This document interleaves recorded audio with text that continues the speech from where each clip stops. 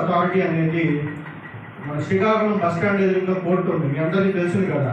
ఆ కోర్టుకు వచ్చి మాకు తెలియపరిచినా పర్వాలేదు, లేకపోతే ఎస్ఐ గారికి తెలియపరిచినా పర్వాలేదు, లేకపోతే మీ గ్రామంలో ఉన్నటువంటి సర్పంచ్ గారికి తెలియజేసినా పర్వాలేదు, లేకపోతే ఎంపీడీఓ గారికి తహసీల్దార్ గారికి ఎవరికైనా తెలియజేసినా పర్వాలేదు.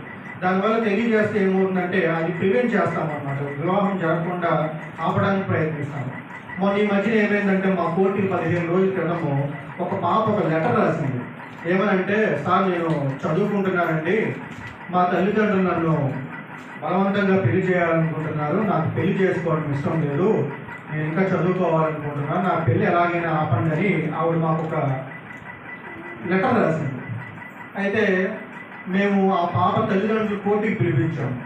కోర్టుకి పిలిపిస్తే అమ్మ ఇలా చట్టం ఉంది, ఈ చట్టం ప్రకారం పెళ్లి చేస్తే ఇది చెల్లదమ్మా, దానివల్ల మళ్ళీ మీకు చట్టరీత్యా శిక్షలు కూడా ఉంటాయంటే వాళ్ళు కొంచెం ఆలోచించి మా మాటకు గౌరవించి, అలాగే జడ్జి గారు మాట ఇచ్చారండి, కానీ నన్ను రాత్రి తీసుకెళ్ళిపోయారు వేరే ఊరు, నాకు బలవంతంగా వివాహం చేయాలనుకుంటున్నారు, మీరే నన్ను కాపాడండి అంటే మళ్ళీ మేము ఇక్కడ నుండి పంచాయత్ సెక్రటరీ గారితో పోలీస్ స్టేషన్లో రిపోర్ట్ ఇచ్చి, ఇక్కడ నుండి ఆ అబ్బాయి కడప జిల్లా పోలీస్ స్టేషన్కి ఆ రిపోర్ట్ని పంపించి ఆ వివాహం అనేది ఆపు చేశాము.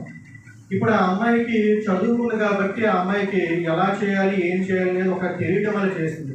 అలా ఎంతోమంది ఉంటారు. ఈ అవగాహన సదస్సు పెట్టడానికి కారణం ఏంటంటే, ఇలా చట్టాలు అనేవి ఉన్నాయని, పిల్లలకి హక్కులు ఉన్నాయని, ఆ హక్కులను కాలరాయకూడదని తెలియచేయడమే ఈ ఉద్దేశం.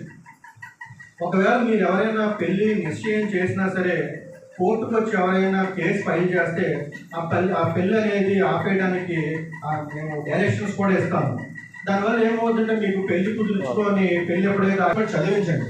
మీరు అనుకోవచ్చు, పాత రోజుల్లో ఏంటంటే ఈ సెల్ ఫోన్ కల్చర్ రాకముందు ఏమయ్యేదంటే పిల్లలు తల్లిదండ్రులతో స్పెండ్ చేసేవారు, వినేవారు, టీవీ చూసేవారు, గుడికి వెళ్ళేవారు, ఇవన్నీ చేసేవారు. ఇప్పుడు కాలక్రమేణా ఎప్పుడైతే ఈ సెల్ ఫోన్ కల్చర్ వచ్చిందో ఆడపిల్లలందరూ ఈ సెల్ ఫోన్కి తల్లిదండ్రులు త్వరగా పెళ్లి చేసేస్తే ఈ పిల్లలు కొంచెం ఏదన్నా పెళ్లిలో పడితే కొంచెం మారతారనే ఉద్దేశంతో మీరు ఆ కోణంలో కూడా ఆలోచించి పిల్లలు పెళ్లి చేయడానికి ముందుకు వస్తున్నారని నా భావన. మన బట్టే మన పిల్లలు.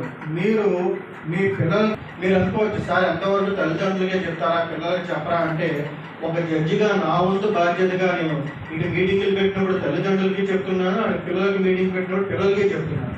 మీరు ఏం చేస్తారంటే పిల్లల మీద శ్రద్ధ వహించండి.